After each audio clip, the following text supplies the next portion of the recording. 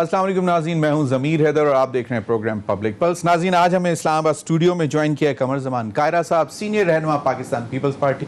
سر بہت بہت شکریہ آپ کے تشریف آوری کا میرے پروگرام میں۔ کائرہ صاحب، اور تو آج کل کوئی اور بات نہیں ہے، 3 سال کارکردگی پی ٹی آئی کی کیا؟ وہ میں ضمیر اکثر نا ایک پرانا شعر ہے، شاید غالب کا ہے نا کہ سنو تو صحیح جہاں میں ہے تیرا فسانہ کیا، کہتی ہے تجھ کو خلق خدا غائبانہ کیا۔ غائبانہ کیا؟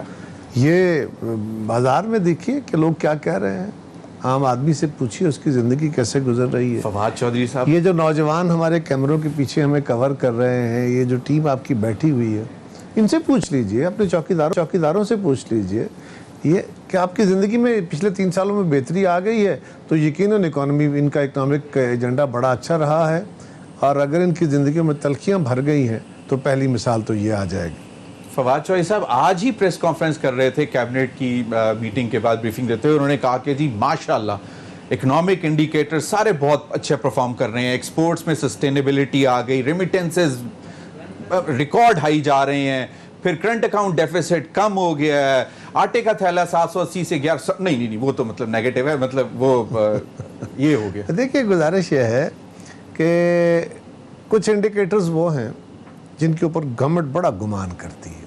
کرنٹ اکاؤنٹ ڈیفیسٹ کم ہو گیا، کرنٹ اکاؤنٹ ڈیفیسٹ پچھلی جو میاں صاحب کی گورنمنٹ کا آخری ٹائم تھا نا، اب ڈبل ایڈوکیٹ بننے والی بات ہی ہے، لیکن جو ان کے دور کا آخری ٹائم تھا اس پہ بہت ساری مشینری آ رہی تھی، موٹر ویز کی اور پاور ہاؤسز کی۔ صحیح۔ تو اس سال میں اگر آپ کا امپورٹ بل بڑا ہونا ہے تو یقیناً وہ تو ہر سال تو نہیں ہوگا، اس سے اگلے سال آپ نے کون سے ایسے کمال کر دیے کہ وہ کرنٹ اکاؤنٹ ڈیفیسٹ کم ہو گیا۔ کئی دفعہ کرنٹ اکاؤنٹ جو ڈیفیسٹ ہے وہ it is not the bench mark, وہ آپ کا ہے کہ آپ نے کون سی چیزیں امپورٹ کی ہیں اور کتنی چیزیں ایکسپورٹ کی ہیں۔ اب پھر دوبارہ وہ امبیلنس شروع ہو گیا ہے، پچھلے کچھ 8 مہینے سے جو کرنٹ اکاؤنٹ سرپلس تھا ہمارا، اب وہ دوبارہ نیگیٹو میں چلا گیا ہے۔ دوسری طرف یہ دعوے کر رہے ہیں کہ جی ہمارا بڑا ریکارڈ، ہمارا ایگریکلچر گروتھ ہوئی ہے، بمپر کراپس آئی ہیں۔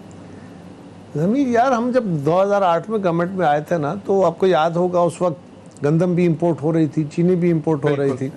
ایک سال میں 2008 کے بجٹ میں جو امیڈیٹلی ہماری گورنمنٹ کے بعد آیا، اس پہ ہم نے کسانوں کو فیسیلیٹیٹ کیا۔ 2009 میں ہم سیلف سفیشینٹ ہوئے، 2010 میں ایکسپورٹ کر رہے تھے، چینی بھی سپورٹ پرائس سب سے زیادہ بڑھائی۔ تو اگر ہمارے دور میں ہم کہتے ہیں کہ ہم نے ریکارڈ گروتھ کی ایگریکلچر کی تو وہ ریفلیکٹ ہو رہی ہے ہمارے اس میں پڑا ہوا لکھا۔ اسی طرح جو ہماری اوور آل ایکسپورٹس تھی پاکستان کی، ہم نے اگر اچھے فیصلے کیے، ہم نے اپنی ایکسپورٹس کو بڑھایا، باوجود اس کے کہ دہشت گردی تھی، باوجود اس کے کہ 2009 میں انٹرنیشنل ریسیشن تھا، ورلڈ ریسیشن بہت خوفناک تھا، جس سے آج تک دنیا کے کئی ملک اس کے اثرات سے نہیں نکل پائے، اور بدترین لوڈ شیڈنگ، کمزور ترین حالات تھے۔ دہشت گردی کا عالم کیا تھا کہ پاکستان میں نہ کوئی انویسٹر آتا تھا، نہ کوئی بائر آتا تھا۔ ہمارے لوگوں کو اپنے کموڈیٹیز لے کے جا کے دبئی میں کرنا پڑتی تھی، دبئی میں جا کے سنگاپور میں شوکیس کرتے تھے، اور آپ کے بینکس کی ایل سیز لوگ قبول نہیں کرتے تھے، کاؤنٹر گارنٹیز لیتے تھے، ایل سیز کھلتی تھی دوبارہ۔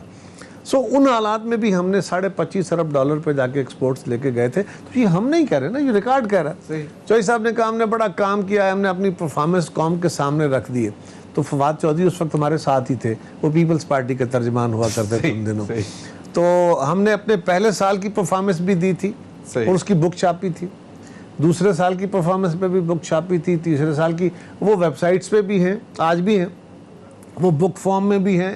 ہم نے اس کے اوپر پریس کانفرنسز بھی کی، اخبارات میں بھی گئے، وہ پورا ہم نے ڈیٹیل قوم کے سامنے رکھی تھی کہ ہم نے یہ کیا ہے، اور چارٹر آف ڈیموکریسی کو بھی ہم نے پورا اس پہ فگر آؤٹ کیا تھا کہ ہم نے کتنے % کیا ہونا تھا، اس کو پھر سیگمنٹ کیے تھے کہ جی اس میں لیجسلیشن کیا ہونی تھی، کانسٹیٹیوشنل ورک کتنا تھا، ایگزیکٹو کام کتنے ہونے تھے، وہ بھی سارا بتایا تھا کہ کیا ہوا ہے۔ سرینڈرنگ پاورز ٹو مطلب پریزیڈنشل پاور سرینڈر کر دیا، وہ سارا کچھ کیا۔ پھر ہم نے اگر ہم نے اکانومی کو بہتر کیا تو پاکستان میں پہلی دفعہ ہم نے 150% کے قریب امپیکٹ ہوا تھا تنخواہیں بڑھانے کا۔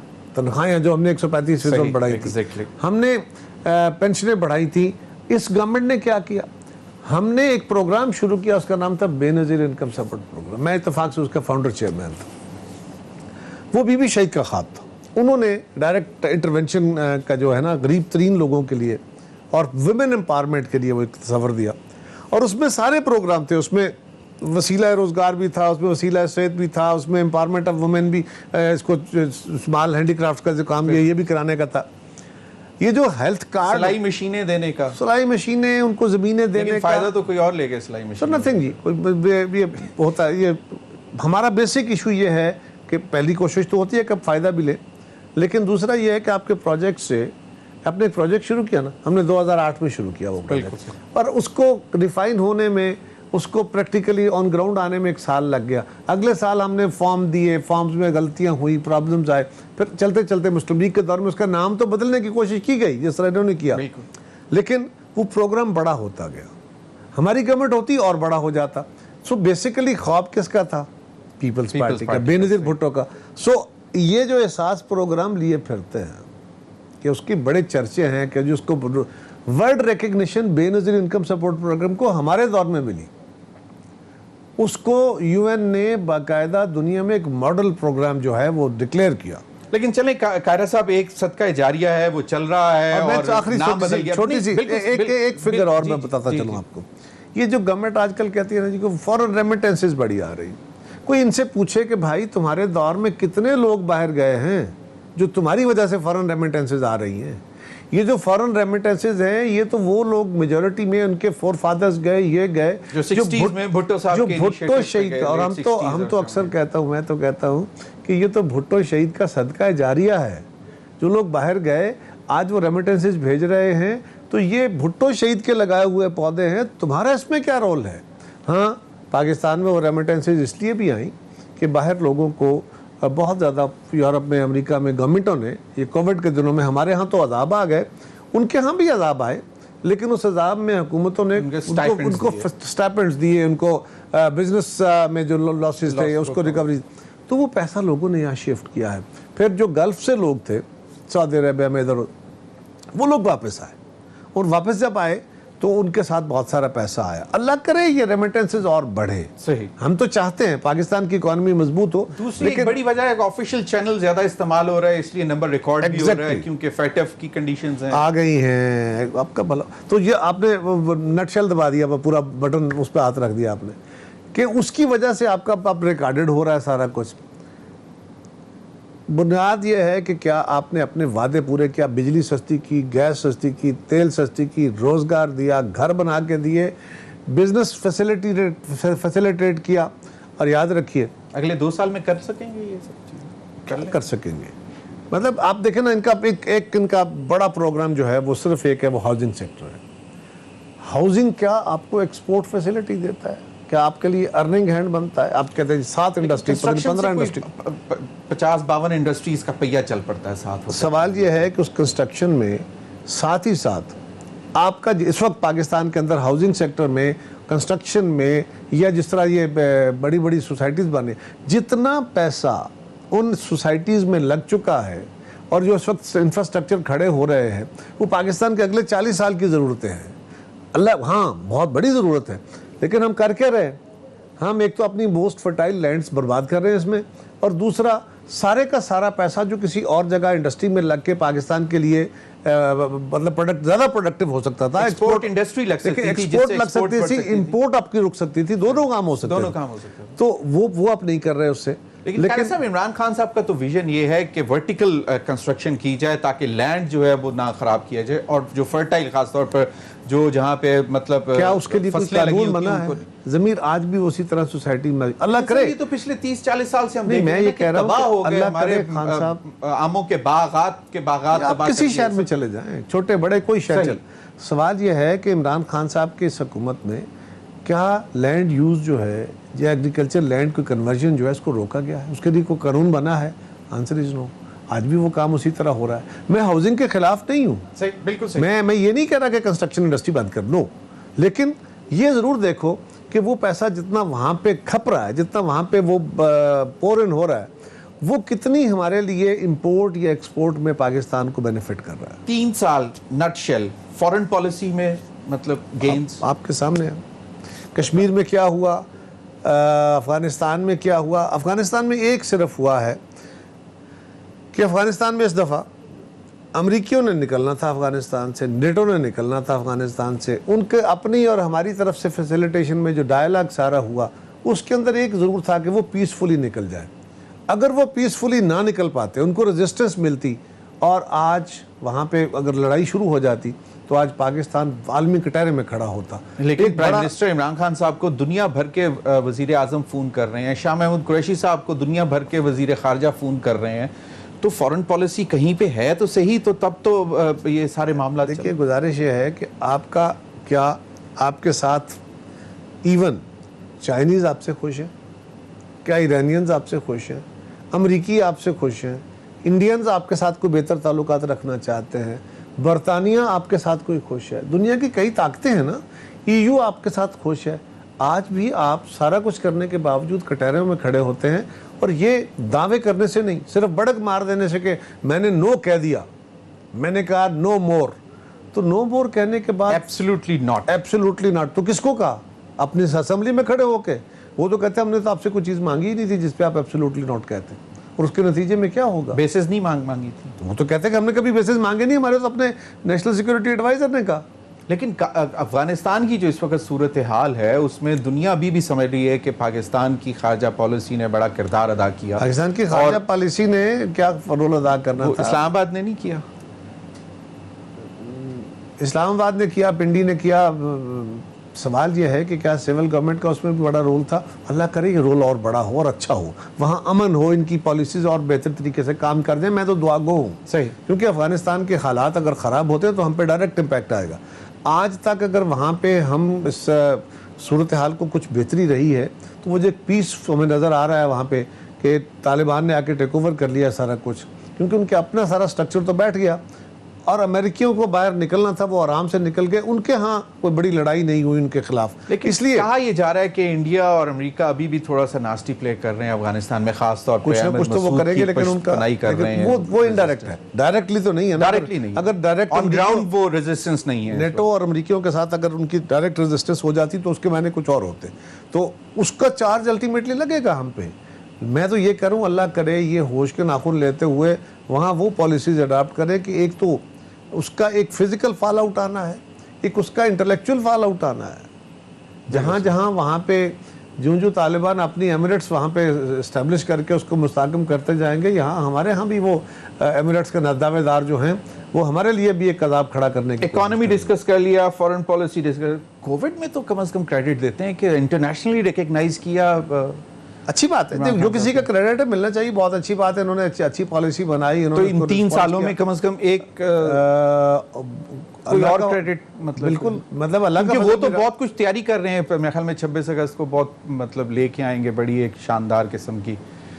عاشورہ کی وجہ سے ڈیلے کر دیا, تو وہ لے کے آ رہے ہیں کہ جی ہم نے 3 سال میں یہ کیا. اور عمران خان صاحب نے پچھلے 2 ہفتے میں جتنی میٹنگز کی ہیں اس میں زور یہی دیا ہے کہ ہماری 3 سالہ کارکردگی عوام کو بتائی جائے. دیکھیے کارکردگی تو عوام کی زندگیوں میں آسانی سے لوگوں کو پتہ چلتی ہے.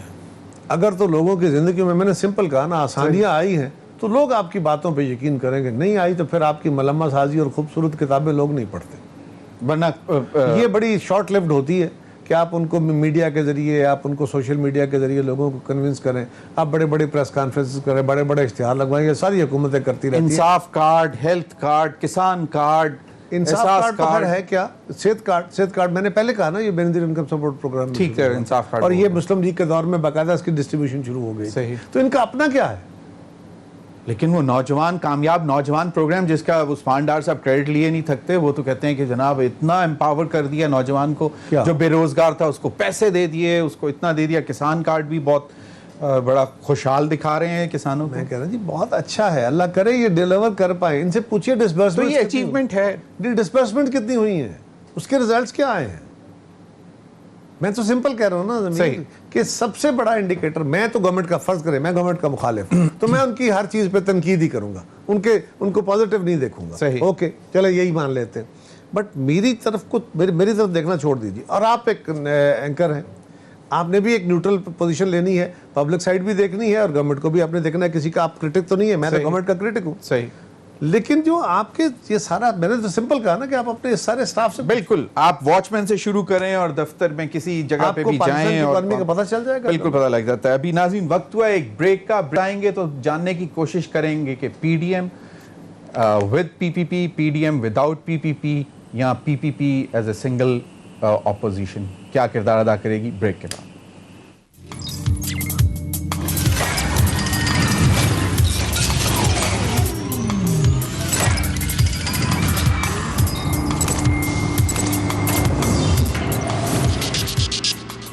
ویلکم بیک ناظرین. قمر زمان قاہرہ صاحب سینئر رہنما پاکستان پیپلز پارٹی ہمارے ساتھ موجود.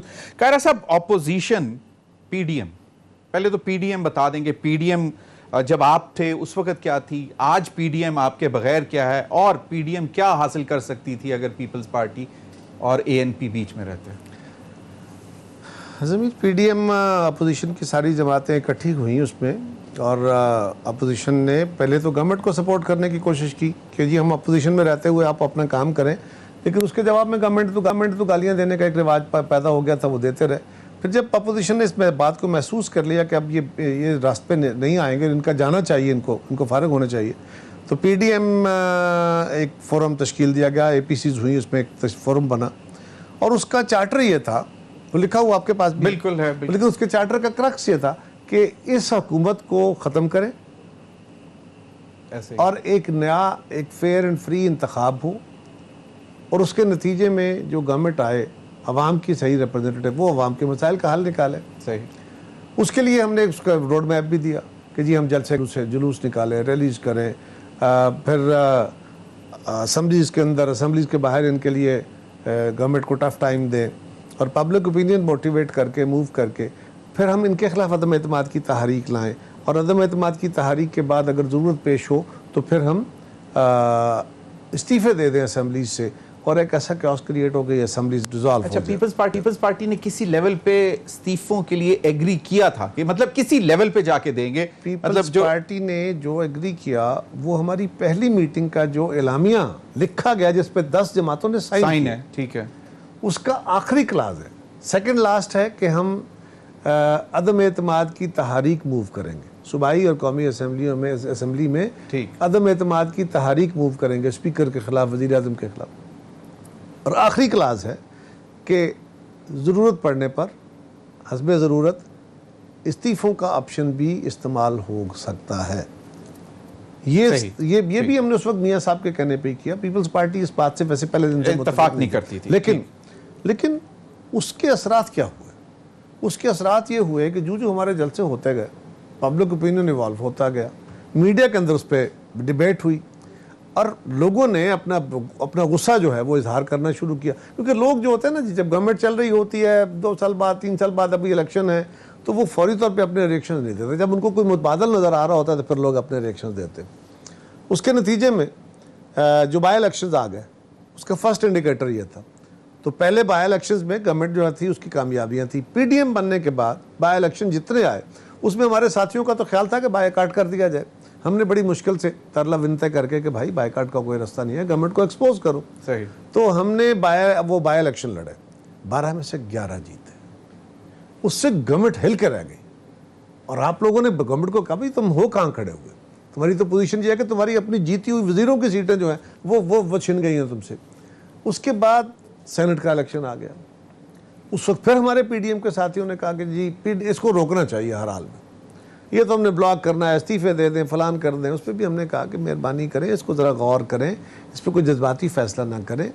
اگر ہم نے استعفے دے دیے, گورنمنٹ استعفے رکھ کے بیٹھ جائے, پہلی بات ہے استعفے دینے کے باوجود اسمبلیاں ڈیزالو تو نہیں ہو جائیں گی نا, ایک کاس کریٹ ہوگا, لیکن وہ الیکشن کرا لیں گے. لیکن پیرلل آپ کو معلوم تھا کہ P M L N specifically P M L N کوئی پیرلل پی ڈی ایم میں بیٹھے ہوئے آپ کے ساتھ روزانہ بیٹھتے ہوئے اور پیرلل کوئی ڈیل کرنے کی بھی کوشش کر رہی تھی, جس میں زبیر صاحب جا کے ملے, اس کے بعد پھر D G I S P R نے آ کے کنفیس کیا, بتایا کہ جی انہوں نے یہ باتیں کی. تو آپ لوگوں کو اندازہ تھا کہ یہ لوگ ساتھ پیرلل مطلب آپ کو بھی بیچنے کی کوشش کر رہی ہے پی ایم ایل این, اور یہاں خاص طور پر Mian Nawaz Sharif and his like minded people, جس میں Maryam Nawaz Sahiba, if not Shahbaz Sharif and حمزہ.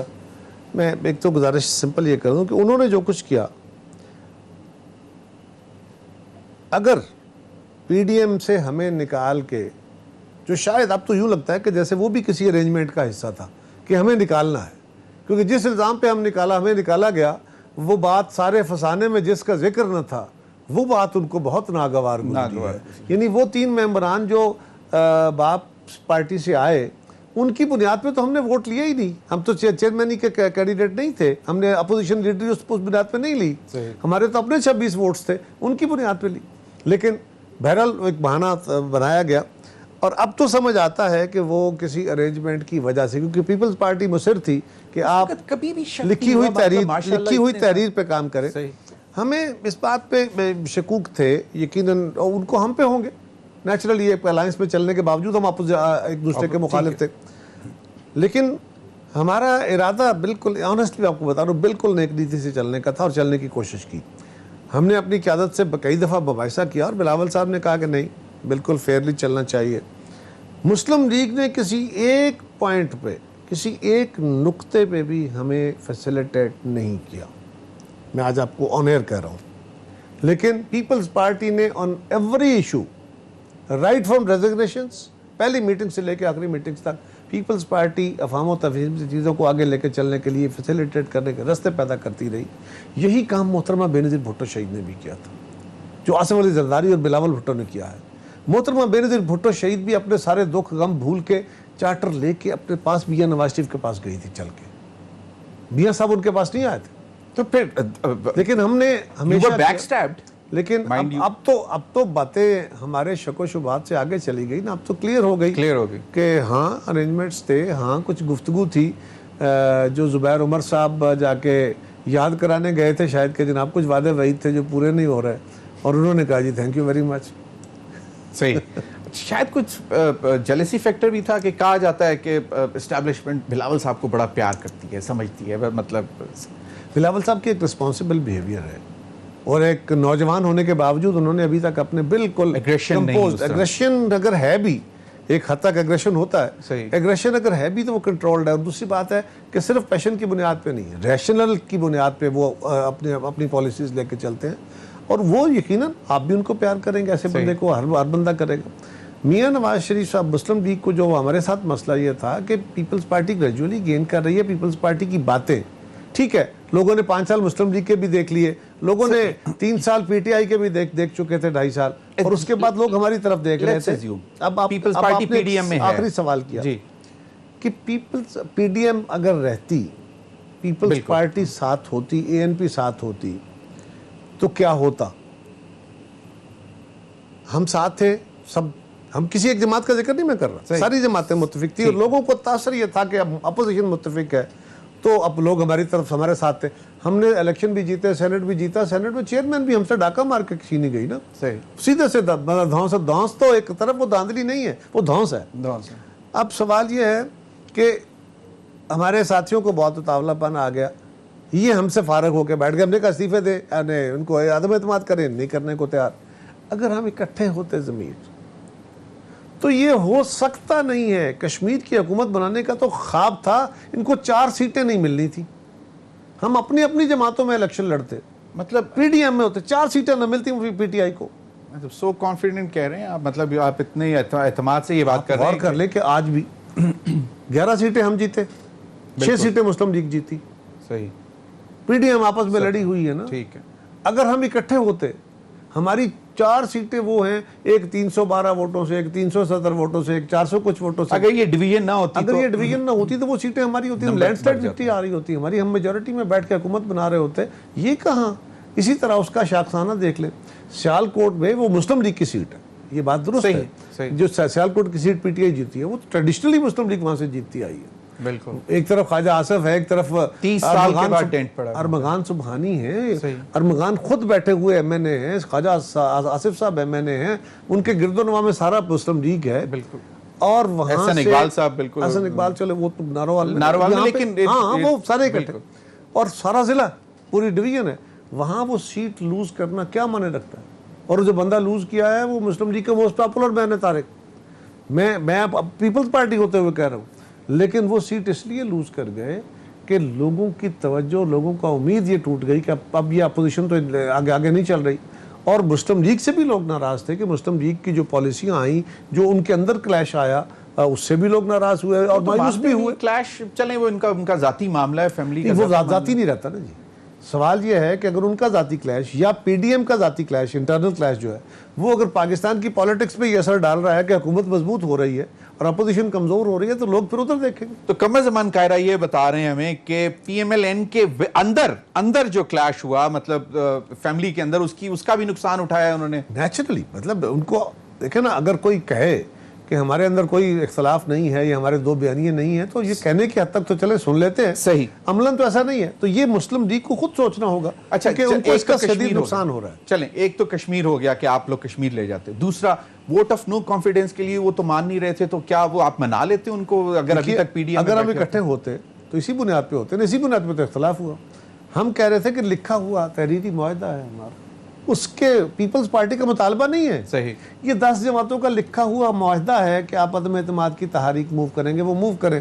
اور جتنا تھن مارجن تھا, فیئرلی, میں آپ سے کمنٹ اس کے اوپر یہ نہیں چاہوں گا, آپ نیوٹرل آدمی ہیں. پنجاب کے اندر جو تھن مارجن تھا میجورٹی گورنمنٹ کی, آپ نے بعد کے حالات دیکھ لیے کیا تھے, کتنے پھٹے ہوئے لوگ تھے. اگر مسلم لیگ ہمارا ساتھ دیتی, پیپلز پارٹی جس کی پنجاب میں پوزیشن وہ اچھی نہیں رہی, ہماری سیٹیں بھی ساتھ تھی, اگر ہم لوگوں سے رابطے کر کے کچھ لوگوں کو توڑ سکتے تھے یا ان کو اپنے ساتھ ملا سکتے تھے, تو مسلم لیگ تو ہم سے بہت بہتر پوزیشن میں تھی. زرداری صاحب نے چودھری برادران سے بھی ملاقات کی. ہم تو اپنی حیثیت میں کرنے کی کوشش. مسلم لیگ پنجاب میں بہت مضبوط تھی. مسلم لیگ کی پوزیشن کے ساتھ بھی کوئی رابطے ہو رہے تھے؟ میرے علم میں نہیں. اچھا, تم نہیں, تو اگر آپ نے اتنا بڑا ایک پلان کیا تھا ووٹ آف نو کانفیڈنس, وہ جہانگیر گروپ کے ساتھ نہیں تھے, انڈیویجولز کے ساتھ تھے. انڈیویجول کے ساتھ تھے, لیکن اس میں ڈیفینیٹلی وہی لوگ ہوں گے نا جو ذرا ناراض ہوں گے. اور بھی تھے. چلیں اس پر ضمیر ایک اور یاد رکھیے گا, آپ کو یاد ہوگا, اف یو ریکال, جہانگیر ترین صاحب کا جب گروپ سامنے آ گیا اور اختلافات پھٹ گئے اور سب کچھ ہو گیا, تو ایک اور 14-15 لوگوں کا گروپ تھا, وہ بھی ناراض تھا. تو یہ کھڑے تو ہوتے, مسلم لیگ کھڑی تو ہوتی. میں پھر کہتا ہوں کہ پیپلز پارٹی سے زیادہ مسلم لیگ اس پوزیشن میں تھی کہ وہ لوگوں کو توڑ سکتی تھی. ایک ہی بات مسلم لیگ ہمیشہ ہمیں کہتی ہے, آج بھی کہتی ہے پروگراموں میں بیٹھ کے, کہ جی دیکھیں وہ عدم اعتماد کی تحریک تو جی اسٹیبلشمنٹ کی ماں کے بغیر نہیں. یہ بڑی دلچسپ بات ہے. قاہرہ صاحب, میں چاہوں گا کہ بریک کے بعد اس کو کنٹینیو کریں, کیونکہ مریم ہمیشہ یہ کہتی ہیں کہ ہم یہ چاہتے ہیں کہ یہ 5 سال میں پوری طرح ایکسپوز ہو جائیں, اس وجہ سے بھی ہم نہیں چاہتے ووٹ آف کانفیڈنس. ناظرین, قمر زمان قاہرہ صاحب ہمارے ساتھ موجود, وقت ہوا بریک کا, ہمارے ساتھ رہیے.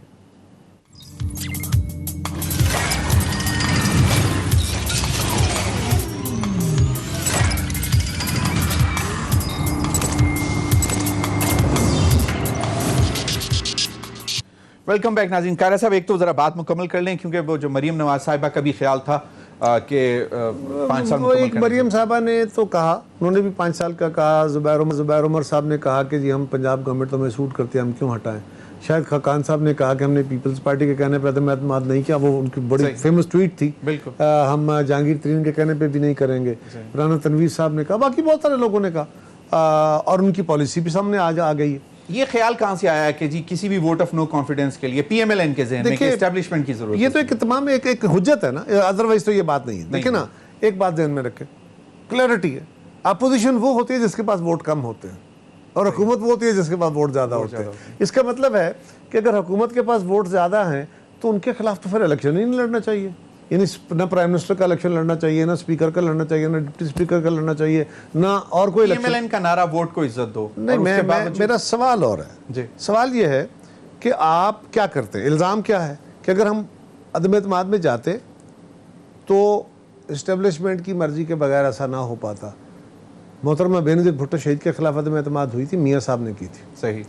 اسٹیبلشمنٹ ہمارے ساتھ نہیں تھی, بالکل, اس کے باوجود ہم نے اس کو بریک کر دیا تھا. لیکن سوال یہ ہے کہ آج میرا سوال ان دوستوں سے, تو پھر وہ صحیح ہے نا, اگر ان کے ذہن میں یہ خدشہ ہے تو. نہیں, ہم نے اسٹیبلشمنٹ کے باوجود اس کو بریک کیا, ان کی سپورٹ سے نہیں کیا تھا. یہی میرا آج سوال ہے. اگر ہم اس کو کامیاب کر لیتے تو ہم بریک کرتے, اور اگر نہیں کرتے, فرض کریں, تو ہمارا نقصان کیا ہوتا.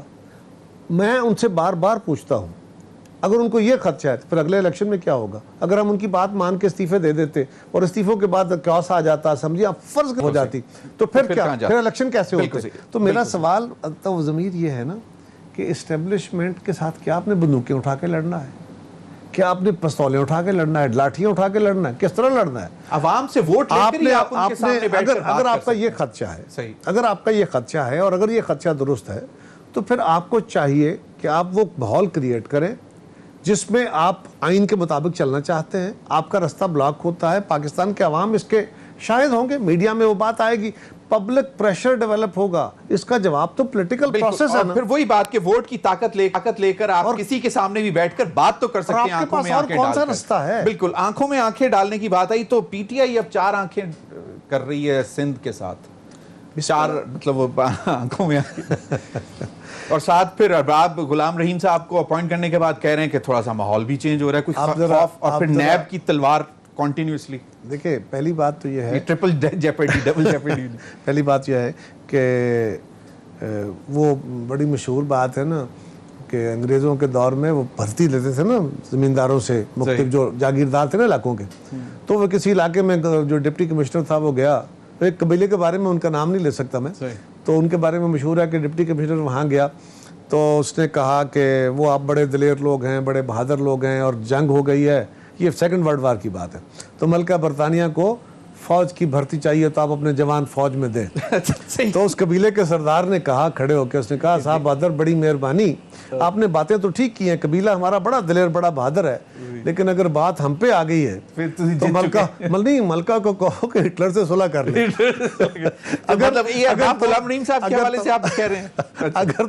اگر تو ان کے حوالے سے ہے تو پھر تو ان سے یہی مشورہ ہے۔ دوسری گزارش یہ ہے کہ پی ٹی آئی کا حق ہے، پی ٹی آئی کو پورے ملک کے اندر پالیٹکس کرنے کا حق ہے، جس طرح مجھے میری جماعت کو حق ہے، جس طرح باقی جماعتوں کا، ان کو کرنی چاہیے، جانا چاہیے سندھ۔ پہلی بات تو یہ ہے کہ سندھ میں کچھ 600 ارب 650 ارب کا ایک پیکیج آیا تھا، پھر کوئی 1100-1200 ارب کا ایک پیکیج وزیر اعظم صاحب نے اناؤنس کیا تھا، تو سندھ کے لوگ تو پاؤں قدموں اڑیاں اٹھا کے میں آج ہی سن رہا تھا بلاول صاحب نے پریس کانفرنس بھی کی اور انہوں نے کہا کہ وہ کوئی درخت شجر کاری مہم کے حوالے سے which is a very good step، تو انہوں نے کہا کہ وفاق ہم اس سے بہت کچھ بہتر کر سکتے ہیں لیکن وفاق ہمیں سپورٹ نہیں کر رہا، ہمارے بہت سارے پیسے۔ وفاق کچھ نہ کرے، وفاق صرف یہ کرے کہ جو انہوں نے 1200 یا 1100 ارب کا ایک پیکیج دیا تھا وزیر اعظم نے، وہ سندھ کے لوگ دیکھ رہے ہیں، کراچی کے عوام یوں کھڑے ہو کے دیکھ رہی ہے وزیر اعظم صاحب کہ وہ پیسہ کب آئے گا، گل پھینکے ہیں اوروں کی طرف بلکہ ثمر بھی، اے خانہ بر انداز چمن کچھ تو ادھر بھی، وہ 1200 نہ سے یار کچھ 600 ہی دے دو، لوگ تو دیکھ رہے ہیں۔ بہت ہوتی ہے وہاں پہ سندھ میں، بھائی اپنے فیڈرل گورنمنٹ کے پروجیکٹ ہیں وہ دے دیں، یعنی کوئی حجت بتا تو دے نا۔ اب سوال یہ ہے، اچھا اگلا رہ گیا جو افسوسناک صورتحال ہے ضمیر، وہ یہ ہے کہ وزیر اعظم اس ملک کی فیڈرل گورنمنٹ، وزیر اعظم ایک صوبائی حکومت کے اوپر حملہ آور ہو، یہ بہت افسوسناک بات ہے۔ ایک جماعت اپنا جا کے جگہ بنائے، وہ کام کرے، وہ جماعتوں کے خلاف کرے، اس کا حق ہے، لیکن ایک وزیر اعظم کو، ایک وفاق کے نمائندے کو ایک صوبے کے اوپر حملہ آور ہونا اور حملہ کر اعلان کر کے، یہ بہت افسوسناک ہے۔ فیڈریشن کی اینٹی کو یہ خراب کرنا ہے۔ اور آپ نے ایک بڑا اہم سوال میں ایک اشارہ کیا اور وہ ہے نیب کی تلوار۔ اب نیب کی تلوار تو ایکسپوز ہو گئی، نیب سے باقی لوگوں کو تو رعایتیں ملی گئی ہیں، لیکن یہ بات بہرحال درست ہے کہ آج بھی اگر نیب کا شکار کوئی شخص بیٹھا ہوا ہے تو وہ خورشید شاہ ہے، وہ پیپلز پارٹی ہے۔ ہمارے قیادت کے کیسز ہیں جو سندھ میں رجسٹر 2.5 سال سے زیادہ عرصہ ہو گیا تقریباً، اور سندھ میں رجسٹر ہوتے ہیں اور ان کیس کی انویسٹیگیشن بھی اسلام آباد میں ہوتی ہے، ہیئرنگ بھی اسلام آباد میں ہوتی ہے۔ یہ ہم چیخ کے کہہ رہے ہیں حضور والا، وہاں بھی آپ کی عدالتیں ہیں، وہاں بھی ہائی کورٹ اور سپریم کورٹ بیٹھی ہے، ان کے کیسز وہاں سن لیں، نہیں ہمارے لیے خاص اصول ہے۔ اسی طرح خورشید شاہ صاحب کو 2 سال سے زیادہ عرصہ ہو گیا، کیا قصور ہے؟ نہ ان کا ریفرنس چل رہا ہے، نہ ان کا فائنل چالان پیش ہوا ہے، اب ان کو بار بار عدالتوں میں گئے ہیں، کبھی ہائی کورٹوں میں، کبھی سپریم کورٹ میں، کبھی کہیں، اب پھر سپریم کورٹ میں ہے۔ جو پچھلی دفعہ کورٹ کی طرف سے کمنٹس آئے وہ بڑے، اب احترام ہے عدالت کا بڑا، لیکن بڑے تکلیف دیتے کہ اگر یہ آئے کہ جی خورشید شاہ صاحب کو تو انہوں نے رکھا ہوا ہے سب جیل میں، اور سب جیل میں وہ بڑے کمفرٹیبل ہیں، تو بھائی وہ 3 مہینے وہ بندہ نیب کی کسٹڈی میں رہا۔ جج صاحبان آپ سے بہت احترام سے گزارش ہے کہ آپ جب افتخار چودھری کے ساتھ گھروں میں قید ہوئے تھے تو آپ اپنے گھروں میں امن سے تھے, آپ نیب کی کسٹڈی میں نہیں تھے, لیکن آپ کتنی اذیت سے گزرے تھے, ہمیں بھی اس کا احساس اور تکلیف ہے. ایک شخص پچھلے 2 سال سے نیب کسٹڈی میں 3 مہینے 3.5 مہینے رہا, اور اب وہ نیب کے کسٹڈی میں ہی ہے, وہ نیب کے سیل میں رہا پہلے.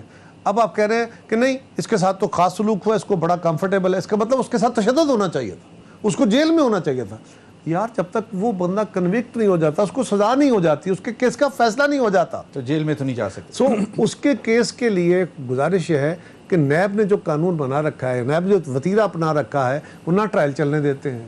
تو آج بھی ہم کیا کہہ رہے ہیں, ہم کہہ رہے ہیں کہ حضور والا آپ نے سب کو ضمانتیں دے دی, یہ بھی ایک بندہ ہے جو پچھلے 2 سال سے بیٹھا ہوا ہے, اس کا بھی ایک حلقہ ہے, سوال صرف اس کے اوپر انصاف کا ہے. ہم کہہ رہے ہیں کہ اس کو وہ بیل جو اس کا حق ہے وہ دی جائے, ٹرائل چلے گا, ٹرائل میں اگر کوئی گناہ گار ہے تو بالکل اس کو سزا دیں. بالکل سزا دیں. Last 1.5 minute, electoral reforms, media development authority, کیا مذائقہ ہے کہ مطلب براڈ بیسڈ. آج میں سن رہا تھا بلاول صاحب نے کہا کہ بھئی وہ فلاں ریموٹ ایریا میں اس کو کیا معلوم کہ EVM کیا ہے, کس طرح ہوگی, تو کوئی بیٹھ کے میکنزم کر لیں.